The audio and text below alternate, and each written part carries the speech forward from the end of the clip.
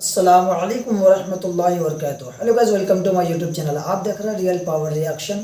تو دوستو کیسے ہیں آپ سب؟ امید کرتا ہوں دوستو خیریت و عافیت سے ہوں گے.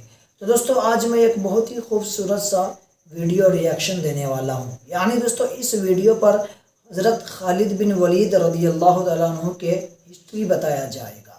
تو دوستو آئیے ہم بلا دیر کے پہلے تو ہم ویڈیو کو اسٹارٹ کرتے ہیں، پھر اپنا گفتگو ہم جاری رکھتے ہیں. تو صلح حدیبیہ کا ایک پوائنٹ یہ تھا کہ 10 سال تک مسلمانوں اور کافروں کے درمیان کوئی لڑائی نہیں ہوگی. اس سے مسلمانوں کو تھوڑا ٹائم ملا اور انہوں نے ریلیکس ہو کر اسلام کی دعوت دینا شروع کی. اسلام قبول کرنے کے بعد صحابہ کی زندگی باقی عربیوں سے بالکل الگ ہو چکی تھی، جس سے عرب کے لوگ بہت امپریس ہوتے تھے اور آہستہ آہستہ بہت سارے لوگ اسلام کی دعوت قبول کرنے لگے. ان سب میں مکہ کے دو بہت امپورٹنٹ لوگ خالد بن ولید اور عمر بن عاص بھی تھے. اور خالد بن ولید کے لیے تو اسلام قبول کرنا بہت مشکل تھا، کیونکہ قرآن میں ولید بن مغیرہ جو خالد بن ولید کے والد تھے ان کے بارے میں بہت سخت ورڈز یوز کیے گئے تھے. اور عرب میں خاندان اور اسپیشلی باپ کی عزت سب سے امپورٹنٹ چیز ہوتی تھی. لیکن پھر بھی خالد بن ولید نے اپنے والد اور پورے خاندان کے خلاف جا کر اسلام قبول کر لیا.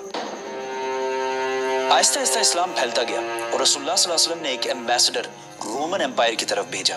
لیکن اس ایمبیسڈر کو غسانی کنگڈم نے بہت ہی بری طرح قتل کر دیا. یہ غسانی کنگڈم عرب اور رومن امپائر کے بالکل بیچ میں تھا، اور یہ غسانی کنگڈم رومن امپائر کا ایک ویسل سٹیٹ تھا.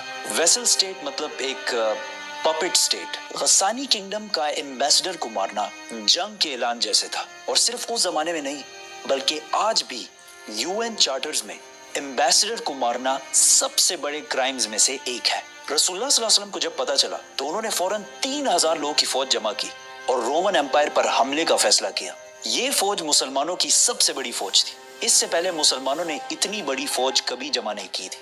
رومن امپائر اس سے کچھ ہی عرصہ پہلے پرشین امپائر سے ایک بہت خطرناک جنگ جیت چکی تھی. رومن اور پرشین امپائر اس زمانے کے دو بڑے سپر پاورز تھے، جس طرح آج امریکہ اور چائنا ہے. اور اس جنگ میں کون جیتے گا یہ قرآن نے اس جنگ کے ختم ہونے سے پہلے ہی بتا دیا تھا. یہ بھی بہت زبردست سٹوری ہے، تو سبسکرائب. یہ رومن امپائر کا پیک دور تھا. اس سے پہلے عربوں نے رومن امپائر پر کبھی بھی حملہ نہیں کیا تھا، اور رومن امپائر سے جنگ کرنا بالکل سوسائڈ سمجھا جاتا تھا. جب عربوں کو پتا چلا کہ صرف 3000 مسلمان رومن امپائر پر حملہ کر رہے ہیں تو انہوں نے بہت مذاق اڑایا اور کہا کہ ان 3000 میں سے ایک بھی بندہ زندہ بچ کر واپس نہیں آئے گا، اور رومن امپائر اس کے بعد مدینہ پر حملہ کر کے مسلمانوں کو ختم کر دے گا. رسول اللہ صلی اللہ علیہ وسلم نے اس فوج کا لیڈر زید بن حارثہ رضی اللہ تعالیٰ عنہ کو بنایا. اسلام سے پہلے زید بن حارثہ کو رسول اللہ صلی اللہ علیہ وسلم کا بیٹا مانا جاتا تھا، اور باقی فوج کو بتایا کہ اگر زید بن حارثہ شہید ہو جائے تو تمہارا نیکسٹ لیڈر جعفر بن ابی طالب ہوگا، جو حضرت علی رضی اللہ تعالیٰ عنہ کے بھائی تھے. اور اگر جعفر بھی شہید ہو جائے تو تمہارا لیڈر عبداللہ بن رواحہ ہوگا. اور انہیں کہا اس جگہ پر جاؤ جہاں انہوں نے ہمارے ایمبیسڈر کو شہید کیا تھا، اور انہیں اسلام کی دعوت دو. اگر یہ لوگ اسلام قبول نہ کریں صرف اور صرف تب ان سے لڑائی کرنا، اور ہاں کسی بچے، بوڑھے یا عورت کو انڈر اینی سرکمسٹانسز نقصان نہیں پہنچانا، اور درختوں کو بھی نہیں کاٹنا. زید رضی اللہ تعالیٰ عنہ 3000 فوج لے کر روانہ ہوئے تو راستے میں انہیں پتا چلا کہ رومنز 2 لاکھ فوج لے کر مسلمانوں کی طرف آ رہے ہیں. 2 لاکھ 3000 ورسز 2 لاکھ. اس اینیمیشن کو دیکھیں، اس سے تھوڑا اندازہ ہوگا کہ ان دو فوجوں میں کتنا بڑا ڈیفرنس تھا. یہ ہے ایگزیکٹلی 3000 لوگوں کی فوج، اور اس کے سامنے یہ ہے 2 لاکھ لوگوں کی فوج.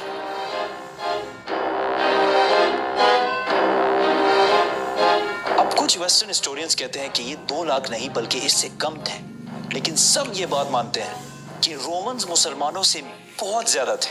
مسلمانوں کے ایک گروپ نے سوچا کہ ہمیں مدینہ سے اور فوج کا انتظار کرنا چاہیے، لیکن مسلمانوں کے تیسرے جنرل عبداللہ بن رواحہ نے کہا کہ ہم جنگ یا جیتیں گے اور یا شہید ہوں گے، جنگ چھوڑ کے جانے والا کوئی آپشن نہیں ہے. تو یہاں مسلمانوں نے ایک زبردست پلان بنایا. وہ اس جگہ کو چھوڑ کر جہاں پہلے لڑائی ہونی تھی پیچھے ہٹے اور متا کے 2 پہاڑوں کے درمیان رکے. اب اس کا کیا فائدہ تھا؟ فائدہ یہ تھا کہ اگر یہ 2 پہاڑ نہ ہوتے اور مسلمان 2 لاکھ رومنز پر حملہ کرتے تو رومنز مسلمانوں کو چاروں طرف سے گھیر کر ختم کر سکتے تھے. لیکن ان 2 پہاڑوں کی وجہ سے रोमन फौज ज्यादा स्ट्रेच नहीं हो सकती थी, तो लड़ाई में इनके ज्यादा नंबर्स होने का इतना फायदा ना होता। दोनों फौजों ने हमला किया और लड़ाई शुरू हुई। जैद बिन हारिसा ने मुसलमानों की फौज का झंडा उठाया और बहुत फियर्स लड़ाई की, लेकिन वो शहीद हो गए। तो रसूलुल्लाह सल्लल्लाहु अलैहि वसल्लम के ऑर्डर के मुताबिक मुसलमानों के दूसरे जनरल जाफर बिन अबी तालिब ने झंडा उठाया और लड़ने लगे, लेकिन जिस हाथ में उन्होंने झंडा पकड़ा था वो हाथ कट गया। तो उन्होंने दूसरे हाथ से झंडा उठाया, लेकिन दूसरा हाथ भी कट गया और जाफर रज़ियल्लाहु तआला अन्हु शहीद हो गए। जंग के बाद इनके जिस्म पर तलवार के 50 निशान मिले और इन 50 में से एक भी पीठ पर नहीं था, सारे के सारे फ्रंट पर लगे थे। तो अब ऑर्डर के मुताबिक अब्दुल्ला बिन रवाहा नए जनरल बने और बहुत सख्त लड़ाई के बाद वो भी शहीद हो गए। फिर एक मुसलमान ने झंडा उठाया और जोर जोर से सबको कहने लगा कि जल्दी आपस में एक लीडर चूज करो, वरना हमारी पूरी फौज बिखर जाएगी। ये जंग मदीना से 1000 किलोमीटर दूर मुता में हो रही थी, लेकिन रसूलुल्लाह सल्लल्लाहु अलैहि वसल्लम ने इस जंग के बारे में मदीना में मुसलमानों को पहले ही बता दिया था कि सबसे पहले जैद ने झंडा उठाया और वो शहीद कर दिए गए। उसके बाद जाफर ने झंडा उठाया और वो भी शहीद कर दिए गए। उसके बाद अब्दुल्ला बिन रवाहा ने झंडा उठाया और वो भी शहीद कर दिए गए। उसके बाद मुसलमानों ने सैफुल्लाह, अल्लाह की तलवारों में से एक तलवार को अपना लीडर बना लिया है। इस फौज में अब तक खालिद बिन वलीद एक आम सिपाही की तरह लड़ रहे थे और लड़ते लड़ते 9 तलवारें तोड़ चुके थे और ये मुसलमानों की तरफ से उनकी पहली जंग थी। तो सारों ने unanimously without any doubt Khalid बिन वलीद को जंग के दरमियान ही अपना लीडर और जनरल बनाया। खालिद बिन वलीद रज़ियल्लाहु तआला अन्हु को पता था कि रोमन्स को इस जंग में हराना इम्पॉसिबल है, लेकिन अगर वो ये जंग छोड़कर चले गए तो रोमन्स मुसलमानों को कमजोर समझकर तो दोस्तों जैसे कि आपने वीडियो देख चुके हैं, माशाल्लाह बहुत ही खूबसूरत और अच्छे अंदाज में भाईजान बता रहे थे हज़रत खालिद बिन वलीद के हिस्ट्री को। तो दोस्तों वीडियो देखने के बाद अगर वीडियो आपको अच्छी लगी तो वीडियो को लाइक कीजिएगा और अपने यार दोस्तों तक शेयर ज़रूर कीजिएगा। और दोस्तों अभी तक हमारे चैनल को सब्सक्राइब नहीं किया तो हमारे चैनल को भी सब्सक्राइब कर लीजिए। तो दोस्तों यही मैं अपनी वीडियो को एंड करता हूँ, फिर मिलते हैं अगली वीडियो में। तब तक के लिए खुदा हाफिज़, अस्सलामु अलैकुम व रहमतुल्लाह।